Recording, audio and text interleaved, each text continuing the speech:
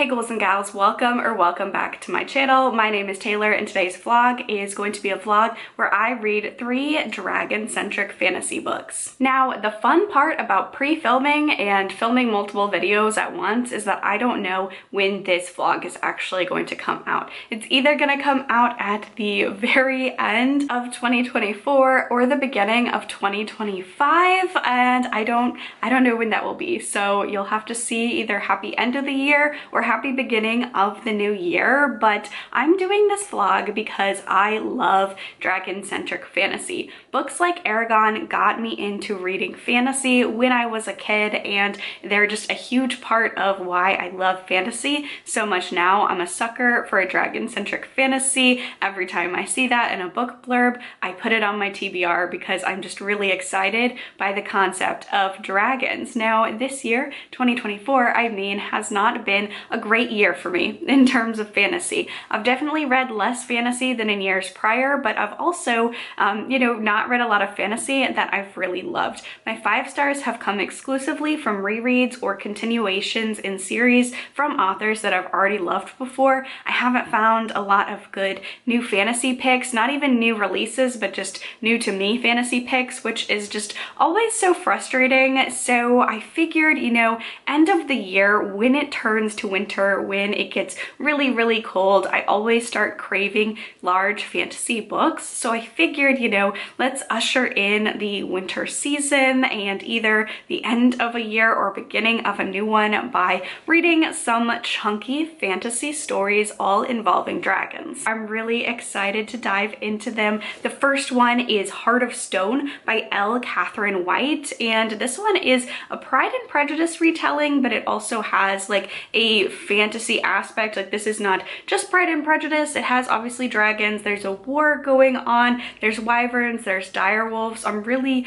intrigued. I've heard this one, like the first book is primarily that Pride and Prejudice retelling, and then it goes on to a large fantastical, sort of a more expansive and wider story from there. So I'm really interested to see how that Pride and Prejudice style of story fits within a fantasy format, and adding in dragons and a war between dragons and wyverns and griffins, direwolves, banshees. This is like an epic fantasy with that kind of Regency sort of world building, which I just think is going to be such an interesting combination. The next book that I have on the TBR is A Natural History of Dragons, and this one is written by Brennan, and this one really gives me the vibes of, like, I feel like if you take Dragonology and if you take Emily Wilde, like that series, and combine them, I think this is what this is. This is Lady Trent's memoir, and she is a person who goes out and researches dragons. Lady Trent is the world's preeminent dragon naturalist, and she studies dragons, and I just think that's so interesting. As a kid, I loved like the Spiderwick Chronicles and the Dragonology books, so I think this is going to really appeal to that kind of like naturalistic setting where we're studying magical creatures, and I really cannot wait. I can't wait for all of these, but I just love the covers for all of these books as well. They all feature dragons. I like that this one I've also seen throughout the pages of this book. We also get field drawings throughout, so I think this is going to be a really fun read for those aspects. And then the last one is the most recent release on this TBR, and that is When the Moon Hatched. This is by Sarah A. Parker. Again, another stunning cover. I love that all of these dragon-centric fantasies have dragons that are really prominent on the cover. This one is a romantasy. I believe it also has to deal with fae, and I don't really know. This one seems like the most high fantasy. Like the other ones seem like they are our world, but they have dragons in our world. This one seems like it's in a different world with fae and humans and dragons, so I'm really interested to see like those larger world building elements with it having a romance-centered plot because it is a romantasy. So these are the 3 dragon-centric fantasy books I'm so excited to dive into. We are going to start this vlog off with Heart of Stone.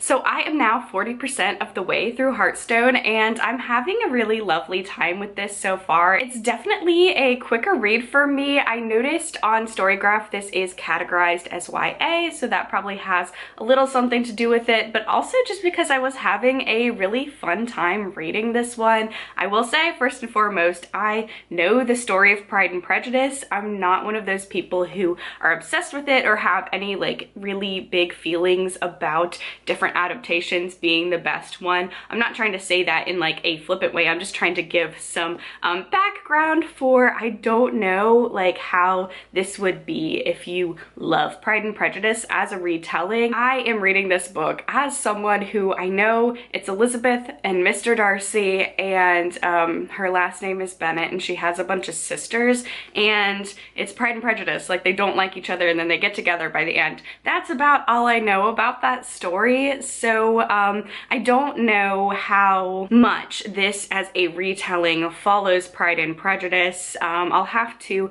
maybe look at some more reviews by the time I finish this book and see what the people who love Pride and Prejudice have to say about this one, but I am enjoying my time. It's very fun. It feels very cozy as well. Yesterday I put on like a wintry Lord of the Rings Hobbit hole ambiance, and I was reading this one. I had a candle lit, I had my Christmas lights on, and it was a really cozy, fun time. This definitely feels like, obviously it's that Pride and Prejudice retelling, but we also have a little bit of like, it feels a little hobbity, The Hobbit, not the Lord of the Rings, in terms of like cozy fantasy and the different fantastical creatures that we are finding throughout this book. And then I'd also say this may not be the best comparison because I've only read the first book in the series. It also feels a little bit like Temeraire from Naomi Novak. So I am enjoying this one. We are following our main character, Eliza, and she and her family live on this property, this manor, this little township that is being plagued by griffins. And these griffins are attacking people and killing the townsfolk. So this town comes together, saves up some money, and purchases the protection of dragon riders to come and save them from these griffins. And these dragon riders come, and one of them is the very haughty Alistair Darrett. He's got a beautiful dragon. Eliza and him have to work together in various different scenarios, and they're very reluctantly becoming more intertwined in the other's lives. It's not love at first sight or anything like that. They're very not into each other at first. They both have a lot of preconceived notions about the other and their class standing and what they both do for a living, but they're, you know, it's Pride and Prejudice, so they're probably going to get together. I don't know if it's going to be by the end of this book because this is a series, but I am having fun. We are seeing a lot of those courtship and high society staples of a novel like Pride and Prejudice, but then we also have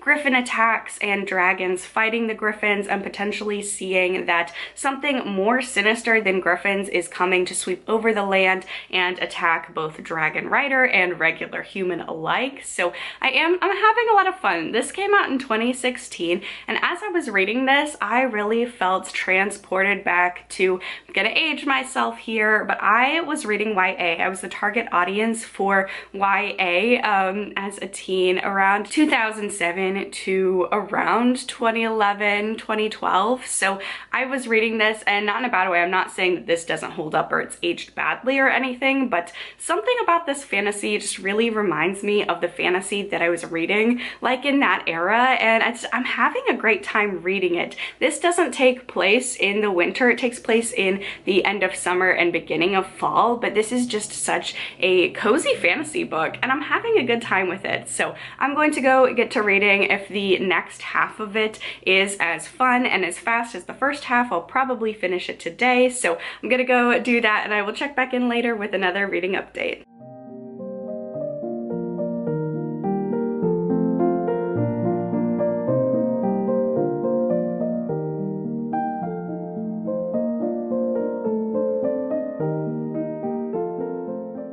So I finished Heartstone last night, and overall I did have a good time with this. This continued to be very fast-paced, very readable, and a very cozy fantasy that was just perfect for December. In December, you know, I feel like everyone's kind of winding down their year. When it gets colder, it's just so nice to curl up with a cozy fantasy book. So I did enjoy my time with this one. I'll say a couple of things. This one, I think this book in the series does follow Pride and Prejudice pretty exactly. Like the characters' names are exchanged, but the arcs in Pride and Prejudice are all followed in here. What that means is that this book wraps up the adaptation nicely. It has a definitive ending. If you're going into this expecting that retelling, the other books in the series I don't think have anything to do with like Jane Austen works. So keep that in mind. For me, it's a series where this one ends really nicely. There are more books in the series. I think I might save them for like when I'm craving a cozy fantasy, because while I did enjoy my time with this one, there's no cliffhanger or anything like that. I think this wraps up really nicely on its own. I did really enjoy the cozy aspects of this book. However, there is a battle at the end of this book. There is a big bad that's looming over this entire narrative. There's a big battle at the end of this book. It literally only takes about 2 pages for that to resolve. So if you are expecting, and I don't know what I was expecting, I mean, I knew this was going to be a cozier, softer fantasy. There wasn't going to be long, extended, drawn out battle scenes, but I thought that was kind of anticlimactic. I almost think that this one could have just been expanded, maybe just a little bit more. I also think there are a lot of things that happen to characters in here that I think if you've read Pride and Prejudice, you're already going into this one having some familiarity with the characters. So things that happen to the characters, I think, even though I did enjoy it and I'm not familiar with the source material, I think you would have a bigger emotional reaction to some of the things that happen in here because you're already more invested in the characters, you know them more, you're more familiar with them. I didn't think that this had a ton of character development and world building. I was really interested in the world, and a lot of that was like, you know, put on the back burner to the romance, which I was expecting because of the retelling aspect and the way that this was promoted. But I thought it was a really interesting world building setup, and perhaps that just continues on and goes on in books 2 and 3 of this series. But I did notice, like, especially in the end, it just felt very rushed. We had a lot of build up to this huge battle. Huge battle did not end up being that huge at all, and everything wraps up nicely at the end, which can be nice, especially for me. As I'm saying, I feel good about reading this.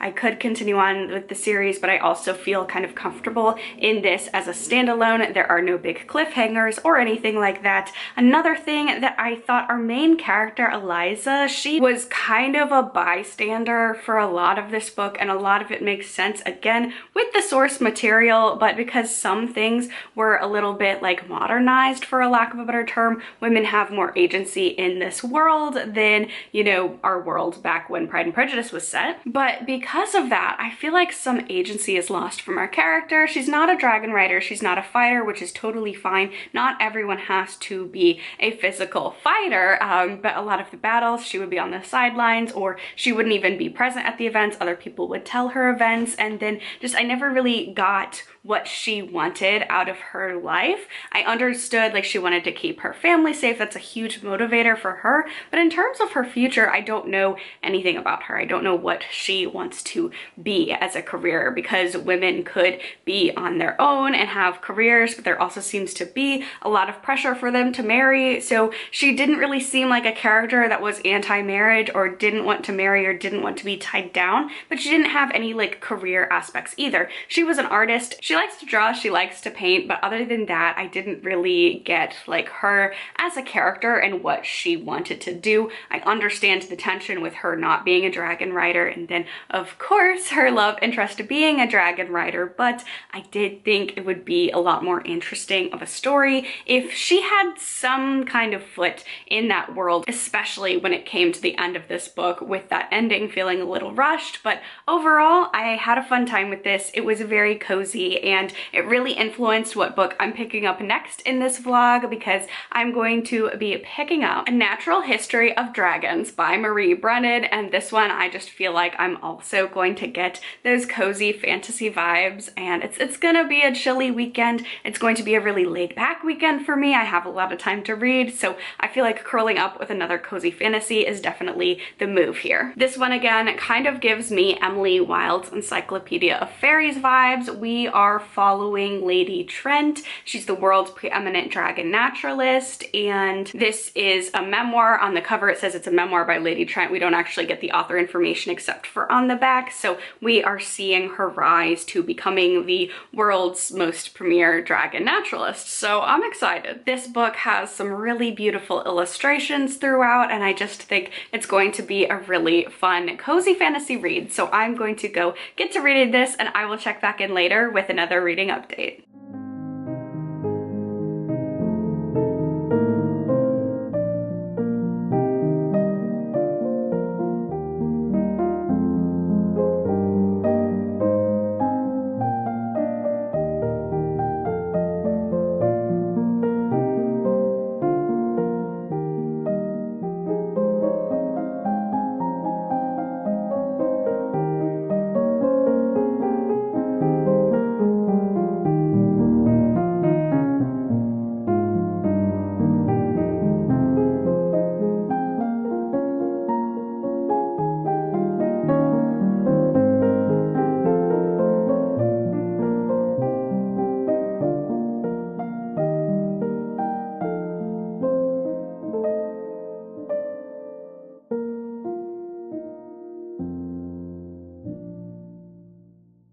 So I am now at 20% of the way into A Natural History of Dragons, and I'm having a fun time with this one so far. Much like Heartstone, this feels to me like a very cozy fantasy. It's a perfect book for getting cuddled up in a blanket with your pets, putting on a nice, peaceful, cozy ambiance, lighting a candle, and staying outside of the winter weather and reading something cozy. So I'm really enjoying this cozy dragon fantasy so far. This is definitely written in the style of a Victorian memoir or a book that is set in the Victorian period, or even written in the Victorian period. I'm interested in Lady Trent as an author, as our narrator. She is chronicling her experiences and how she became the premier dragonologist in the world, and she comes from very humble beginnings in a society that is not kind to women doing bookish and scientific things.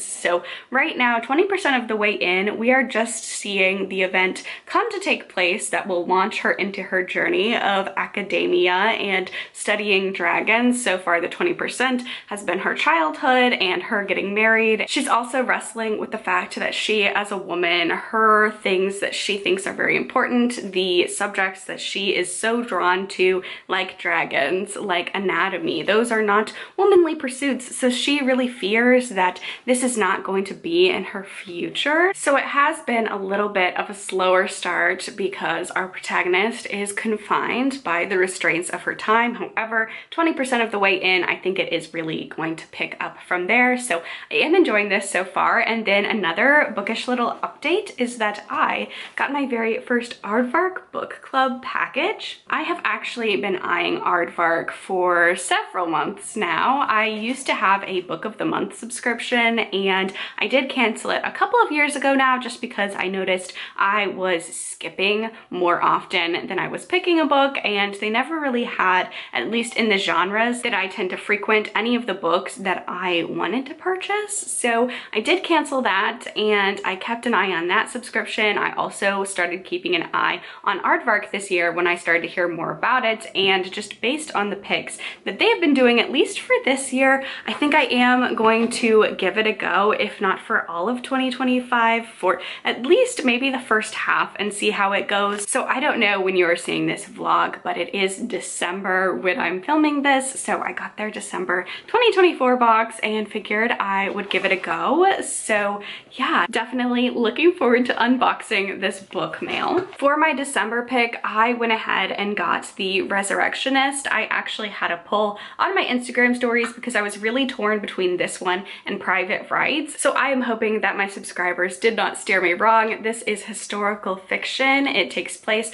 in Scotland in the 1820s, and it is about the practice of robbing graves and digging up bodies to sell them for medical practice, I believe. So this is my December pick, and then I did actually get an add-on. And the add-on that I chose was CJ Leeds' American Rapture. I picked this one up because I've already read this actually, but it is, spoiler alert, one of my favorite books of the year. So the price for this one for the Aardvark book box was really good. This copy is also signed, which was another reason I went ahead and picked this specific copy up. And I'm really excited to have a physical copy of one of my favorite books of the year on my shelves. Not only is this one of my favorite books of the year, this is also probably one of, if not my favorite cover of the year. So I'm really glad that I have a physical copy. I'm really eager to read The Resurrectionist and pick this one up. So yeah, that's a little Aardvark book haul for y'all. I'm going to get to reading my Dragon Fantasy again, and I will check back in later with another reading update.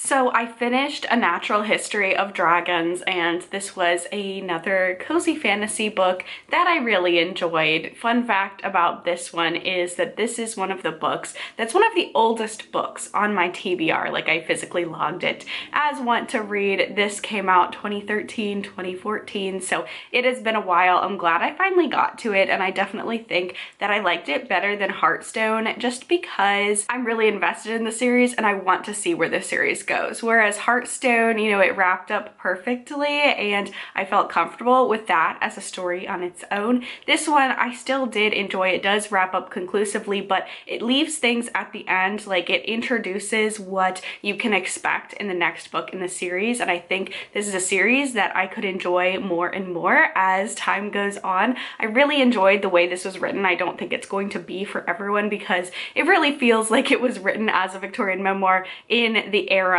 that it's supposed to be set in. It is very character driven. Obviously, when you have that memoir format, you have an older lady, Trent, reflecting on her childhood and young adulthood, and I really enjoyed that setup. I think for a lot of people, I did see some reviews, people don't tend to like this style of narration because they feel that the stakes aren't high because you know that the main character survives. But for me, this is a cozy fantasy. This is something that I'm picking up when I want just a little bit of comfort. And even though there were some darker things that happened in this book, overall it didn't matter to me that I knew that our main character survived the events. I feel like most main characters survived the events of their own story, so that didn't really take me out of it. This had a really nice mystery as well. I almost want to say, just in terms of, I've not read the rest of the series, but I have to imagine potentially this feels a little bit Scooby-Doo-ish in that there is a little mystery, almost like a little heisty mystery that Lady Trent and her companions had to uncover by the end of this novel. And then as she goes on more adventures, I'm sure that there will be more dragon-centric adventures and other, like, not even Scooby-Doo. I feel like maybe Indiana Jones would be like a better kind of description. Like, she has some action-packed stories, and I thought that it was a cozy read, so definitely enjoyed it. I'm not racing to pick up the next book in the series. I do think that I'll be saving it for just a little bit of disclosure. The cozy fantasy was perfect for me because at the beginning of this vlog, I needed that, but I'm craving something a little more traditional fantasy, a little more epic in terms of scope. I did actually pick up When the Moon Hatched, and we're changing around what we want to do, what we want to read in this vlog, because I got really far into this one. Actually, I got over 100 pages and I do not like this at all. I'm DNFing it. This is almost 700 pages.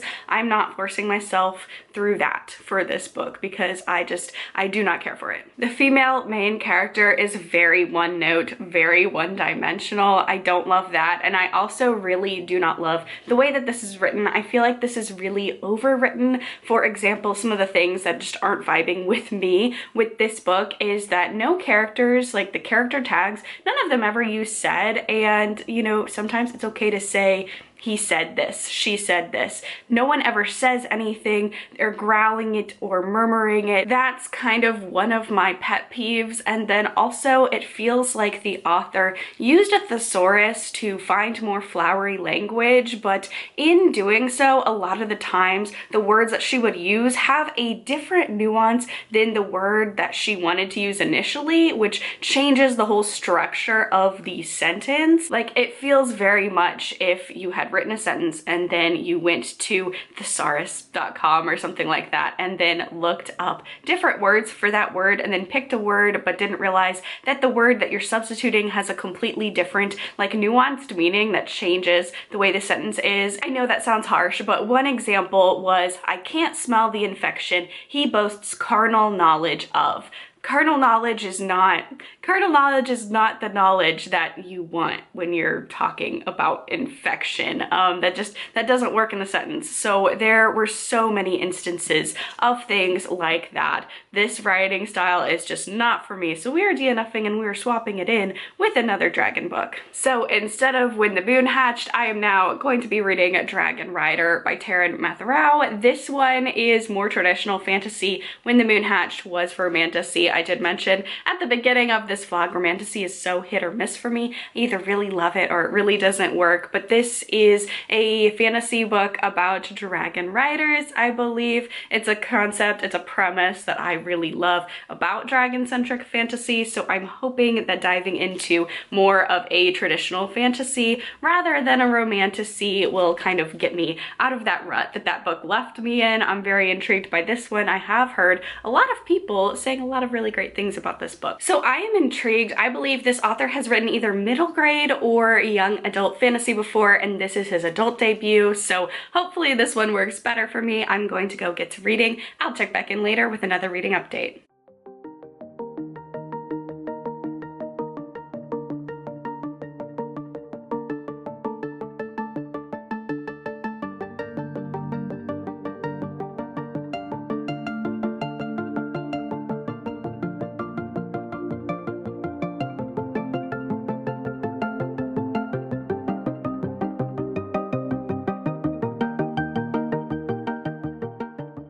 Hey vlog, I am now 35% of the way through Dragon Rider by Taran Matharu, and I have really good feeling about this one. I'm really enjoying this book. When I picked up this book, I didn't know a lot about it other than the fact that, you know, according to the title, it was going to be a Dragon Rider fantasy, and from chapter 1, this feels so nostalgic. This just feels like the perfect kind of fantasy that I was looking for when I was looking for Dragon Rider or dragon-centric fantasy. In a lot of ways, it's reminding me of Aragon, not in plot, but just in the way in which dragons are utilized. And what I love about this one, it feels very familiar and very new at the same time. This one does have some tropes, some staples of the fantasy genre, but the way in which they are being approached feels very new. This author has written YA before. I will say, with the pacing of this one and the writing style,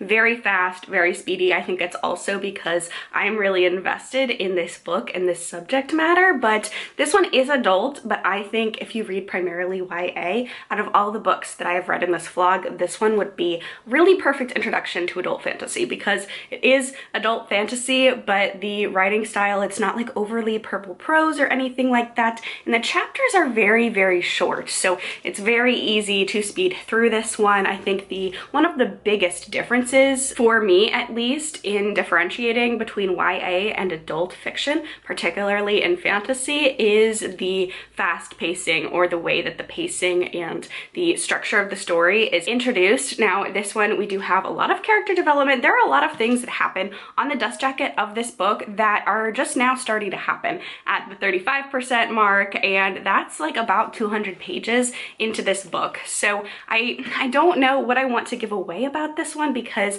I think there are a lot of fun surprises and fun like twists in the story already that if you would have read The Dust Jacket like I did, you kind of knew what was going to happen. Not exactly how, but you knew what. So I'm struggling to try and find like a selling point for this book without giving too much away. So we follow our main character named Jai, and he is a political prisoner in the court of the Sabine Empire. He serves the emperor, and he does this because his father, years and years ago, started a revolution against the Sabine Empire, and it was almost successful, but ultimately it wasn't. His father was murdered. The stepfolk and Jai's people are now a conquered part of the Sabine Empire, and Jai and his brothers, because they were the sons of the leader, are now political prisoners and servants to the emperor and his son and his grandson. Because Jai has been this political prisoner slash servant for so long, he is very disconnected from his homeland, his culture. He left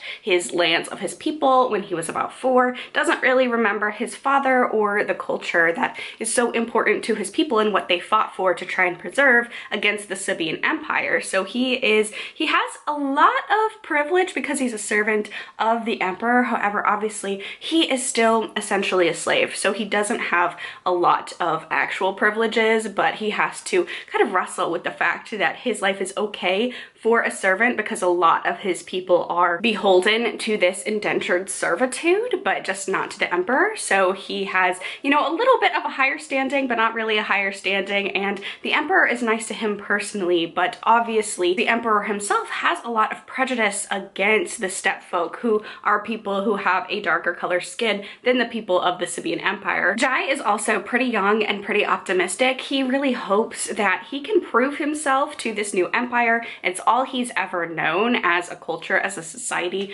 as a place where he's lived and grown up, and he really dreams about becoming a griffin rider. The Sabine Empire has griffins, and they bond with humans, and they become griffin riders to protect the empire. So Jai's dream is to someday become a griffin rider, regardless of his background and skin color and where he came from. However, at the beginning of this novel, the emperor's grandson is going to get married to a princess from a neighboring kingdom. And this is important because number one, this Donsk kingdom is the only sort of kingdom that has stood against the Sabine Empire and hasn't been incorporated into the empire. So they're doing it to prevent war. And then also with Princess Erika's betrothal comes the dowry of dragons, because the people in this northern kingdom, they don't have griffins, they have dragons. They can bond and ride with dragons. So they come to court. By chance, Jai gets to know this princess and gets to know one of her handmaids and potentially get embroiled in some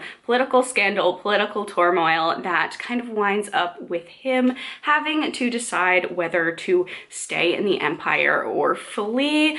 Again, not trying to give too much away because the first 200 pages, very jam-packed, but you also really get a sense for who Jai is and how he is going to transform throughout this story. So I am really, really loving it. The part where I'm at, we're starting to get into the dragon rider sort of sections, and yeah, I feel like it's kind of a spoiler. It's not really a spoiler. It's like, you know, how on the cover of Aragon we have a beautiful blue dragon, but we don't get introduced to that dragon until, you know, I guess maybe about like 100 or so pages into that book as well. But we have the dragon rider aspects starting to get introduced, and I'm really having such a fun time with this one. So that is what I'm going to do today. I'm going to just cozy up with the dogs and read a lot of this book because I'm having such a fun time. One quick note about this book is I keep saying Taran Matharu. I've only seen that first name pronounced that way, but I started listening to the audiobook and it's actually Taran Matharu. So apologies, I've been saying that wrong, but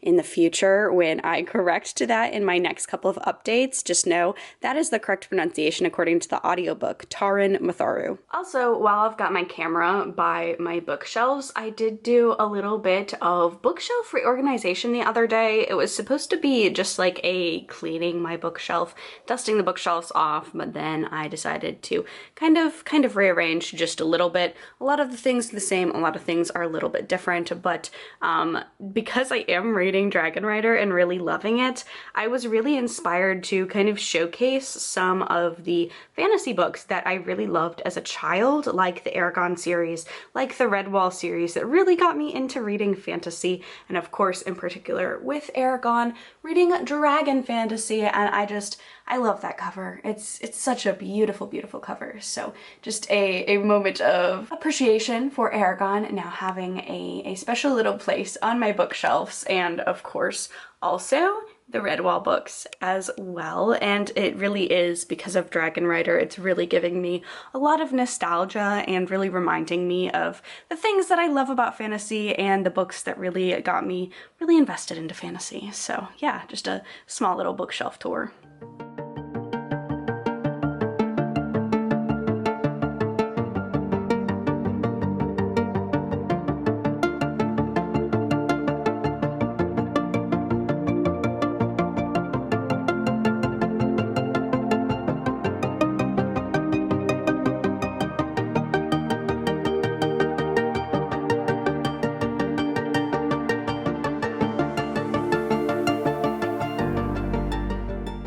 Okay friends, so I finished Dragon Rider by Taran Matharu, and I really had a great time with this book. I honestly think I read this book at the absolute perfect moment for me. The ending of October and pretty much all of November was just a very rough month for me. Just medically, I had some medical stuff going on and some personal things going on, so I didn't have a lot of success like at the very end of this year reading. I didn't read a lot. It was really hard for me to get engaged with a lot of what I was reading, so that's partially why I decided to do this dragon reading vlog, because I love dragon fantasy. One of the things, I know I've said this before in this vlog, that got me into reading fantasy was books like Eragon. So I'm really glad that I did this vlog, because I think it was exactly what I needed to end out 2024. This is probably going to be one of my favorite books of 2024. It's probably going to be in my top 10 video. For me, this was absolutely right book, right time scenario, because this just felt so nostalgic to me. As I was reading this felt like it was written in the 2000s in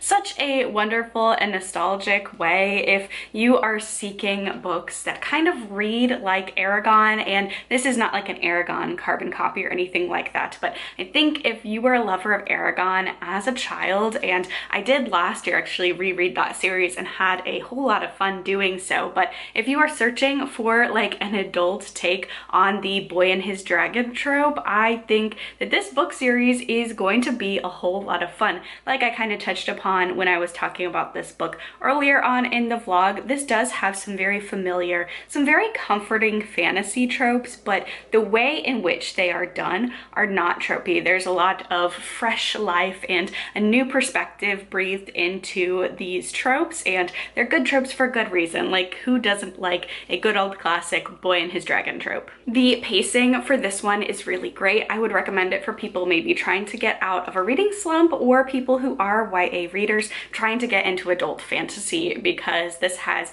very small, very speedy chapters. It's very quick. The writing is not purple prose. It's very straightforward, to the point. In a lot of ways, this does kind of fit comfortably, I feel like, into the new adult sphere, but nevertheless, I had a lot of fun with this one. It really kept my attention the whole time, and I really had a lot of fun with it. I am so excited to see where this series goes. I think especially with some of the things that happen in the end of this book and that are kind of revealed or promised to be set up in the next book, I think that the politicking and the things that are going to happen, I think they are going to be even more engaging in book 2 in this series, least for me, when I am feeling out whether or not like a book is a 5-star read or not, I consider a couple of things, especially when starting a new series. Number one, I finished the book. Am I either picking up book 2 immediately or am I craving book 2 immediately? That's a great sign. Also a great sign is if I literally can't put the book down, that saying is there for a reason. I ended up downloading the audiobook of this just so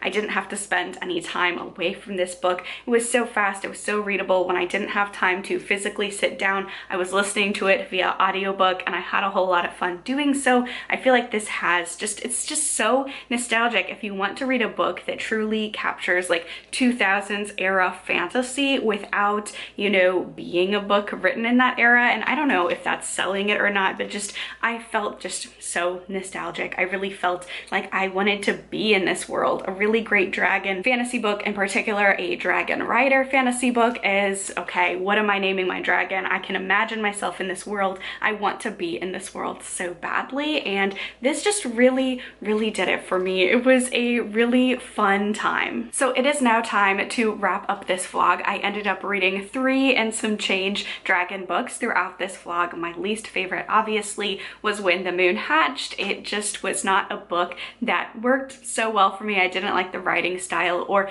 the way that the story is going, so unfortunately that is at the bottom. I would say the next book is Heartstone. I enjoyed this for what it was. It was very cozy and I enjoyed the Pride and Prejudice retelling. I did look up some reviews of people who love Pride and Prejudice and they say it's very accurate to the book, just adding dragons and all of that. So for me, for this one, I think I do like it as a standalone. I did look up the synopsis of book 2 and it seemed okay. I wasn't like immediately invested in the new plot that was starting to form. So I think for this one, unless anyone wants to try and convince me down below, I think I'll keep it as a standalone. I'm fine with it as a standalone, and I really liked the cozy aspects of a Regency romance retelling with dragons. And then of course we have A Natural History of Dragons. This one was really fun as well. Definitely had the same cozy vibes as Heartstone. I liked how it had that Victorian memoir sort of feel to it, and